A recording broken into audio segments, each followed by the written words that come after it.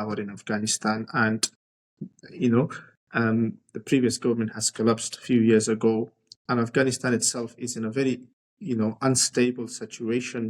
Um, Given that these two countries are either threatening each other or fighting with each other, or one is kind of training the mindset of its people against the other, and so on, how do you think the Afghanistan and the people of Afghanistan are vulnerable, uh, and how do they become kind of the question I'm trying to ask here is, are the people of Afghanistan or Afghanistan itself politically or military wise could be a victim of Pakistan and India war at all? You know, Pakistanis have always tried to, let's go again. I mean, there's a Mhm. lot of history attached to every Of question course. that you ask. Yeah. Afghanistan and Pakistan have had issues since the British era. Yes. We fought wars against the Brits. We conceded land as a result of that based on the Durand Line Agreement. Yes. And over the years, that have been issued. Okay. In 1947, when Pakistan was and in India were given independence and Pakistan emerged out of that independence, Afghanistan claimed its right on the lands that were conceded to the Brits based on the Durand Line Agreement. And Yeah. that was the reason that Afghanistan was the only country that opposed the membership of Pakistan at the United Nations. Just because we have issues with this country, they have taken over our land. We had given based on an agreement to the land to the Brits, and that has to be returned.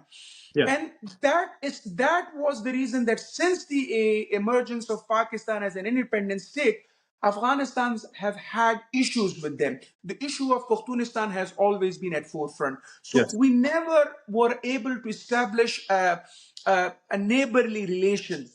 Forget about brotherly relation as presented by the Pakistanis. We never had stable relation between the two countries. But if you go back in 1965 war, Afghanistan did not remained neutral in that war. Though Pakistanis believed that Afghanistan may attack from Pakistan's western side on them to take Mhm. over its Pakhtunistan land, but Afghanistan did not do that again because it was against the Afghan values. One of the main Afghan values is that we don't attack our weaker enemy, Yes. and we confront them rather than attacking from the behind. And then Absolutely. again in 1971, when Pakistan was fully engaged, the whole military force was engaged in their battle with their own people in eastern Pakistan. That is Bangladesh of today. Mhm. Afghanistan did not attack. And this is something that I'm not saying as an Afghan telling you this, that we remain neutral and we remained we respected our value of not attacking the weak and not attacking from the backside, from the behind. That is there is a diplomat called Aslam Khatak, and he has a book, the Pathan Odyssey. He has Mhm. detailed it. And Bhutto and Sikandar Mirza, on the two occasions, they came over to Kabul and they thanked in person the Afghan leadership for remaining neutral, for remaining, how do you say, humane, in a sense that we did not attack them when they were weak. That has been the Afghanistan's position. But there have been issues. An issue has been mainly the Pakhtunistan issue. Let me give you another Please. evidence. Please. One of the Pakistani writers, Juma Khan Sufi, uh, he is Pakistani Pashtun nationalists believe that he is fed by the Pakistani establishment. But even he, in his book, claims that there was this guy from from the Sindhu Desh.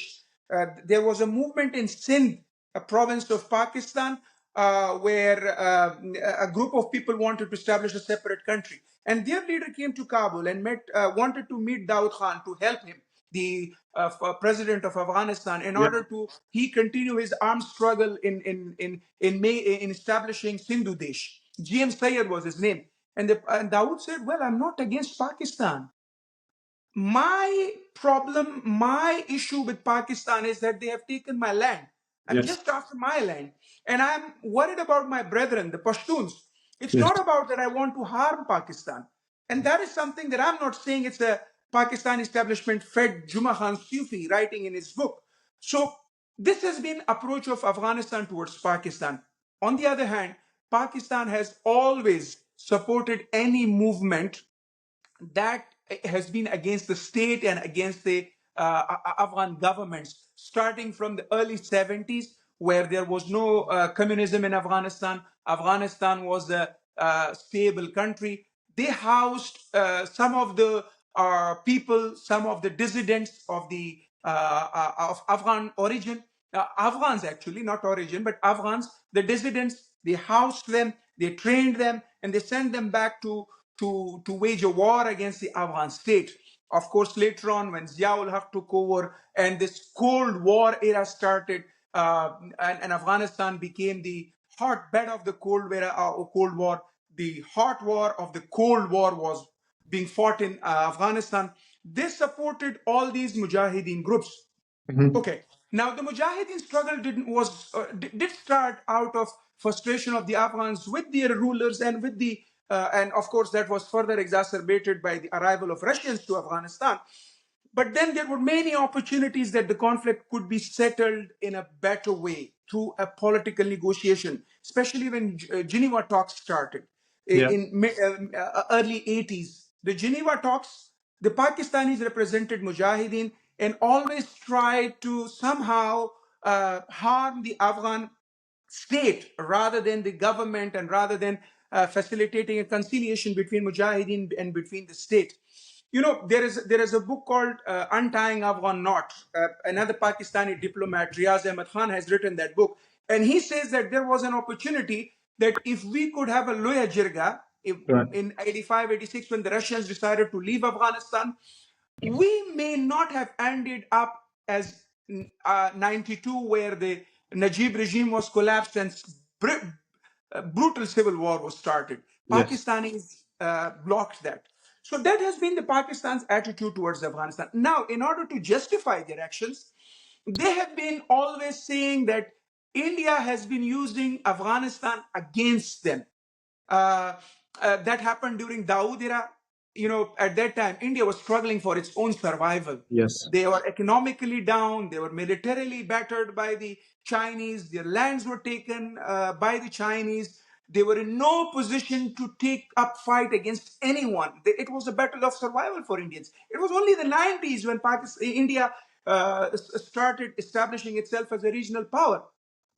But Pakistan, in order to justify their actions against Afghanistan, and again, going back to the military, which always justified their existence based on their animosity with India, so they had to connect everything back to India in order to satisfy their people and justify their existence, and as such, usurp the resources of meant for the people, for the prosperity and development of the people, to expand it on their military objectives, to their security objectives. So they connected everything to Afghanistan. You know, during the Yeah. 70s, 80s, 90s, India was nowhere on the regional scene.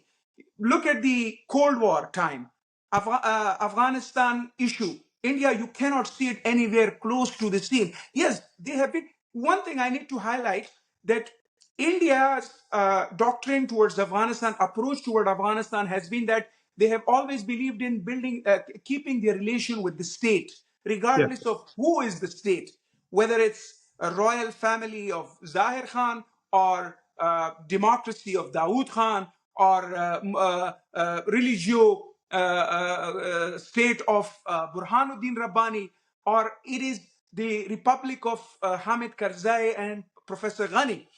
Yeah. All the times their priority has been to engage in relation with the state. And even today with the Taliban, they are reaching out, though they have a bitter history with the Taliban, because you know, when during the last Taliban epoch of government in 1999, the Indian airline Yes.